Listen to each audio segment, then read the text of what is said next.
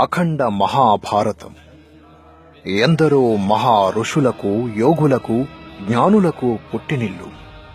చతుర్వేదాలు, ఇతిహాసాలు, ఉపనిషత్తులు, అష్టాదశ పురాణాలకు, ఇలా ఎన్నో మహాగ్రంథాలకు జన్మస్థానం మన భారతదేశం.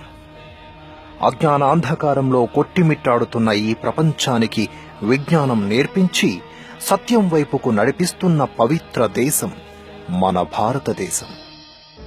మన దేశంలో ధర్మం 4 పాదాలతో నడుస్తూ ఇక్కడి ప్రజలు సిరి సంపదలతో, సుఖ సంతోషాలతో ఆనందంగా జీవించేవారు.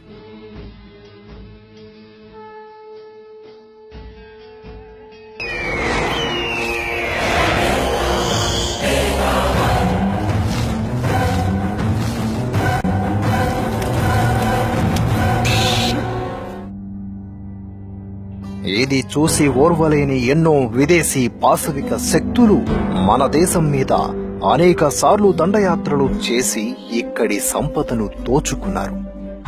అలెగ్జాండర్ మొదలుకొని కుషనులు, తురస్కులు, మొఘలులు, సుల్తానులు, నవాబులు, షేకులు, పఠాన్లు, పోర్చుగీసు వారు, డచ్ వారు, ఫ్రెంచ్ వారు, బ్రిటిష్ వారు వరకు ఇలా ఒకరి తరువాత ఒకరు మనలోని అనైక్యతను ఆసరాగా చేసుకుని అనేక దాడులు చేసి మన దేశ సంపదను కొల్లగొట్టారు. ఎందరో అమాయకులను క్రూరంగా చంపి ఎన్నో దేవాలయాలను నేలమట్టం చేశారు.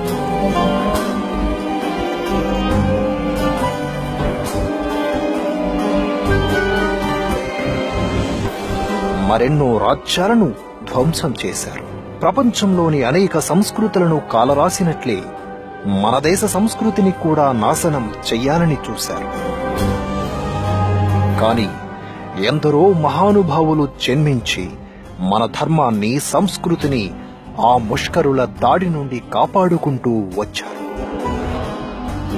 1857 మే 10 సిపాయిల తిరుగుబాటు మొదలుకొని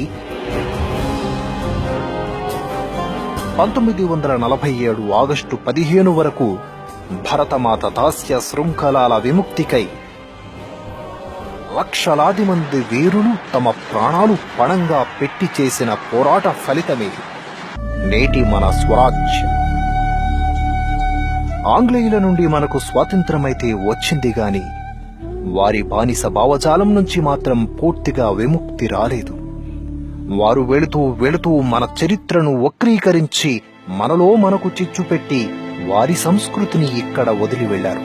ఇప్పటి వరకు శత్రువులు బయట నుండి వచ్చిన వారే, కాని ఇప్పుడు శత్రువులు మనలోనే ఉన్నారు. మనతోనే కలిసి ఉంటూ విదేశీ మిషనరీలు విసిరే ఎంగిలి మెతుకులకు అమ్ముడుపోయి పక్కలో బల్లెంలా తయారై అమ్మ ఒడిలోనే విషం కక్కుతున్నారు. దీనికి వారు ఎంచుకున్న మార్గం మత మార్పిడి. అమాయకుల అజ్ఞానమే వీరి పెట్టుబడి. పేదవారిని, కష్టాలలో ఉన్నవారిని, నిరక్షరాస్యులను లక్ష్యంగా చేసుకుని వారి బలహీనతలను ఆసరాగా చేసుకుని ఎందరో అమాయక హిందువులను కల్లబొల్లి మాటలతో, పచ్చి అబద్ధాలతో మత మార్పిడి చేస్తున్నారు.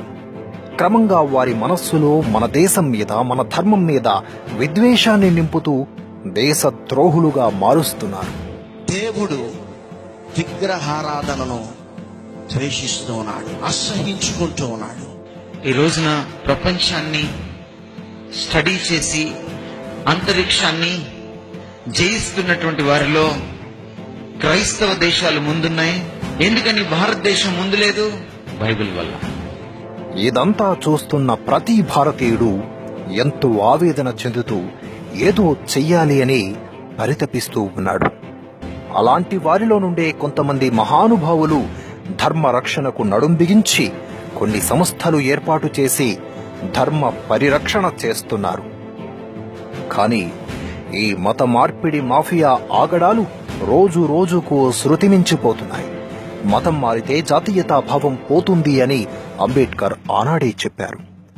ఆ మహానుభావుడు చెప్పిన విధంగానే ప్రస్తుత పాస్టర్లు విద్వేషపూరిత ప్రసంగాలతో జనాలను రచ్చగొడుతూ మన దేశాన్ని అవమానిస్తూ, మన ధర్మాన్ని, మన దేవతలను కించపరుస్తూ దేశ భద్రతకే పెను ప్రమాదంలా మారారు. ఒక్కడే దేవుణ్ణి కాకుండా దైవారాధన చేస్తున్న వారందరూ నరకానికి పాత్రులు బహిరంగంగా చెబుతున్నారు.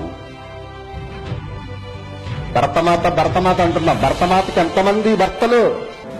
రంగులు, చక్రాన్ని, పుల్లల్ని పెట్టుకొని తల పైకెత్తి కాగితపు గుడ్డకు సెల్యుట.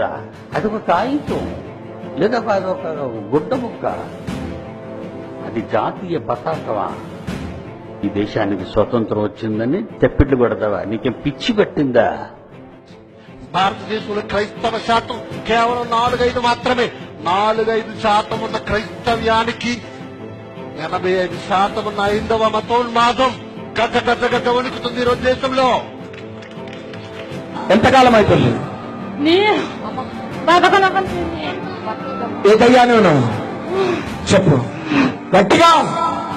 ఎవరు చెప్పు.